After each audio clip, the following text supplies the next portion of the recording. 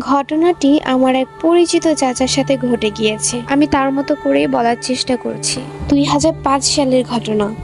মিজানুলের বাড়ি বিয়াবাড়ি আখাউড়া থানা, শ্বশুরবাড়ি ছিল কসবা থানা।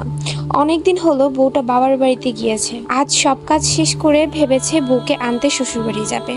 মিজানুল নদীতে মাছ ধরতেন, কিন্তু আজকে ভেবেছিল আর মাছ ধরতে যাবে না, শ্বশুরবাড়ি যাবে বউকে আনতে।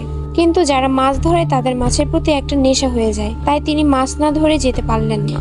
তো যাই হোক, মাছ ধরা শেষ করতে করতে অনেক রাত হয়ে গিয়েছে। তাও ঠিক করেছে আজকে বুকে আনতে যাবে, মানে যাবেই। মাছ ধরা শেষে বেরিয়ে পড়লো শ্বশুরবাড়ির উদ্দেশ্যে। তখন অনেক রাত হওয়াতে রাস্তায় কোনো গাড়ি ছিল না, তাই হেঁটেই চলে যাচ্ছিল সে।